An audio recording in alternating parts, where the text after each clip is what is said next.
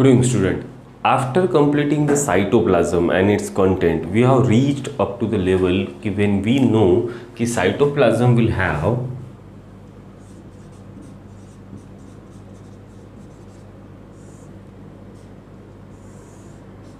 membrane bound cell organelle,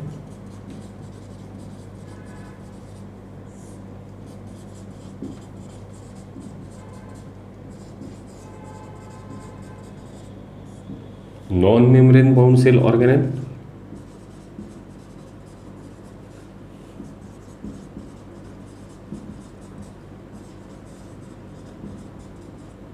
cytoskeletal elements and cytoskeletal elements. In case of membrane bound cell organelles, we are having further two types.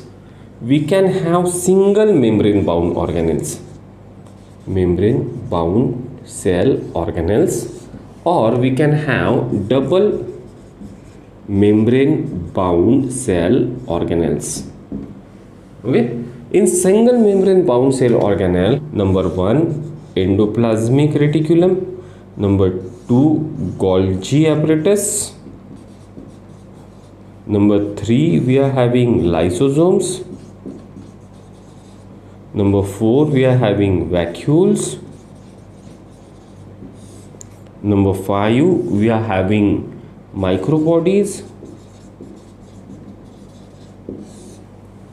Okay, in which we are having peroxisome, spiriosome and glyoxysome.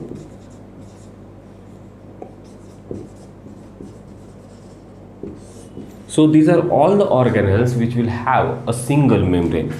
In double membrane bound organelles, we are having nucleus,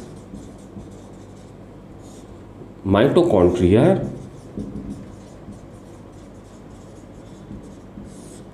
and chloroplast, that is plastid. These are all double membrane bound organelles. Then in this video lecture we are starting with the single membrane bound cell organelle, and we'll start with the endoplasmic reticulum. After endoplasmic reticulum we will see the Golgi apparatus, then lysosome, then vacuole. These four organelles are coordinated with each other. Their function is coordinated one after another. So these four organelles will constitute a endomembrane system inside the cell.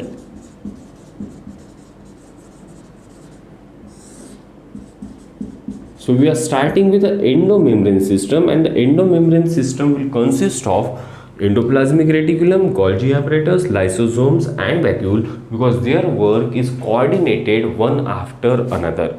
So they are the part of endomembrane system. This system is also referred as GERL system. Here G stands for Golgi apparatus, ER stands for endoplasmic reticulum, and L stands for lysosome. So now we'll start with the endoplasmic reticulum. So welcome back.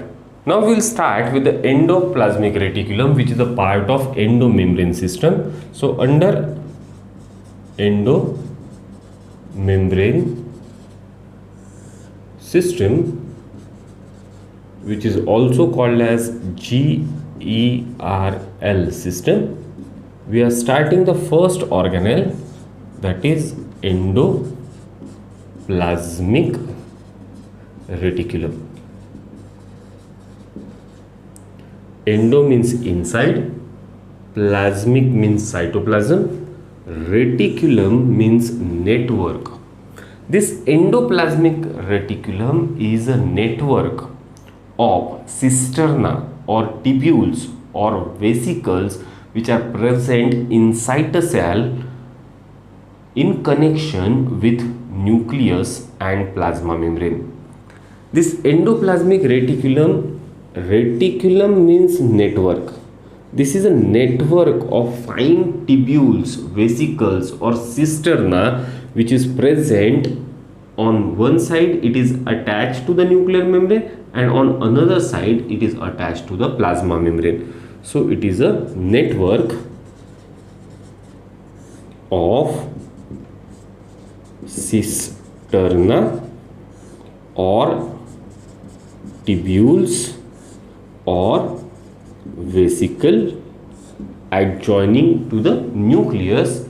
On one side they are attached with the nuclear membrane, and on another side they are attached with the plasma membrane. The endoplasmic reticulum were first discovered by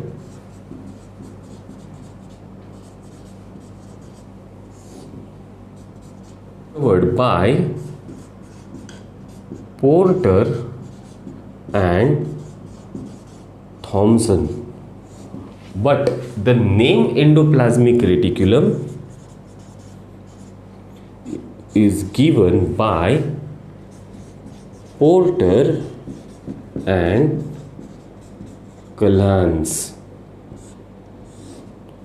So these were the scientists who actually discovered and named the system as endoplasmic reticulum.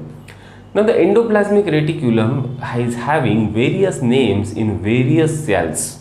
For example, in muscle cells,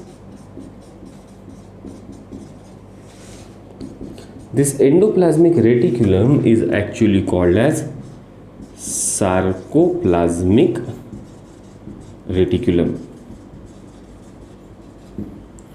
Inside the retina of eye,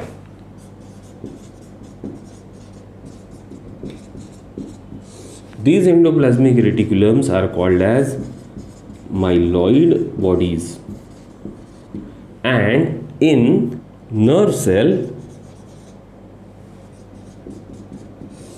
these endoplasmic reticulums are called as Nissls granules. Okay, so the endoplasmic reticulum is having various names in various cells, but the term endoplasmic reticulum was proposed by Porter and Clance. Clear for this thing? Now, endoplasmic reticulum is present in all the eukaryotic cell except for, so you have to remember the exception.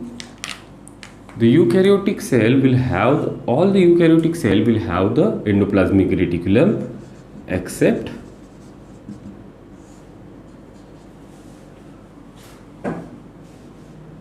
mature RBC in case of animal cell, and sieve tube in case of plant cell.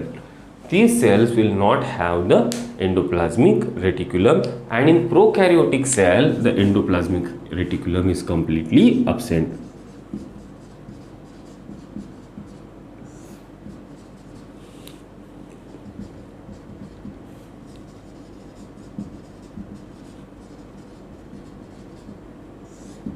Now, as we already said that endoplasmic reticulum is a network of cisterna or tubules or vesicle. Coming to this part, the cisterna are the thin, narrow tube-like structures, saccular structures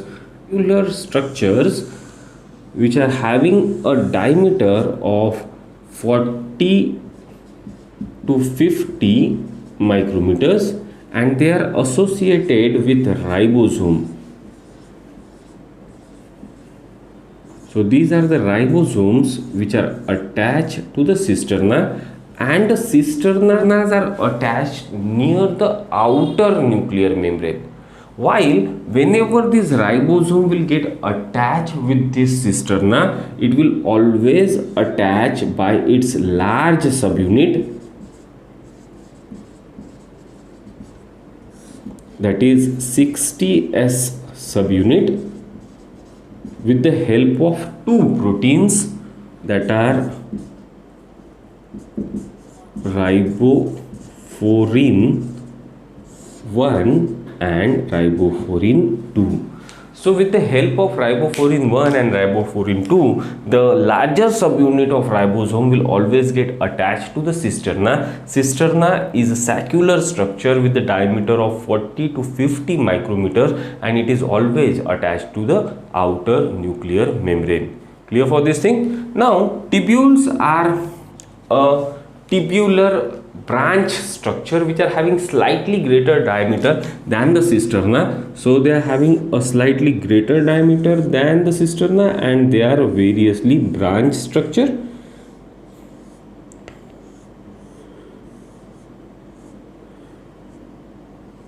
Which are actually attached to the plasma membrane. So tubule will get attached to plasma membrane,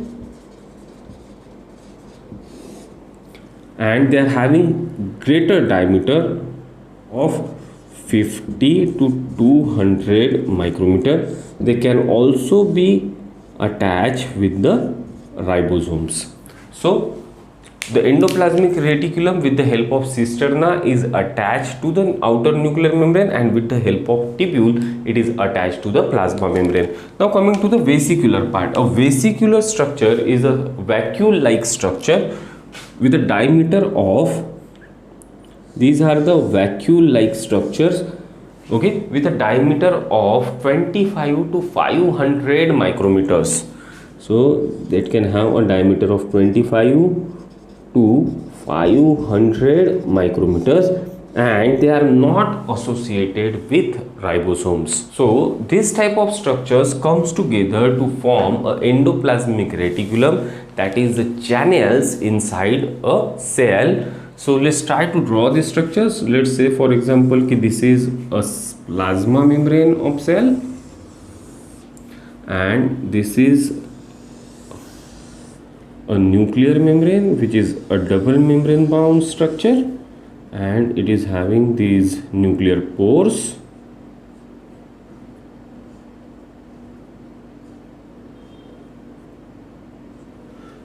The endoplasmic reticulum is attached to the outer nuclear membrane with the help of these saccular structures. These saccular structures are called as cisterna.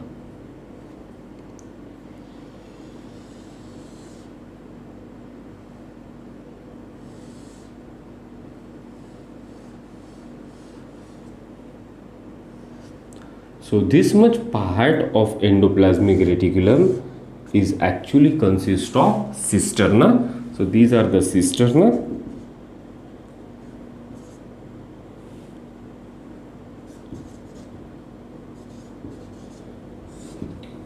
Okay, and these cisternas are attached with ribosome with its greater subunit.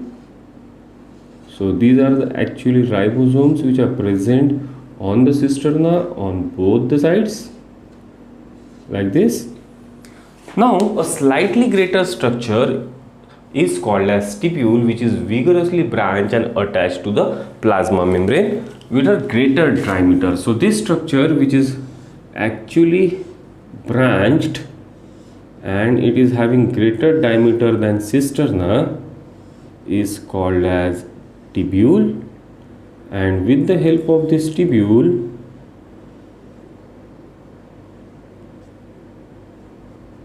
the endoplasmic reticulum is attached with the plasma membrane. These tubules can also be associated with ribosomes, like this. Clear? And a saccular structure, okay, which is present adjoining to this cisterna and tubules are actually the vesicles. So these are the vesicles which is not attached with ribosome. So a endoplasmic reticulum is a network of fine tubular structures which can be cisterna, which can be tubule, or which can be a vesicular structure. On the basis whether endoplasmic reticulum is associated with ribosome or not. We are having two types of endoplasmic reticulum. A endoplasmic reticulum associated with ribosome is called as rough endoplasmic reticulum, and which is not attached with ribosome is called as smooth endoplasmic reticulum. Now in the next lecture we will see the rough and smooth endoplasmic reticulum and their functions. Thank you.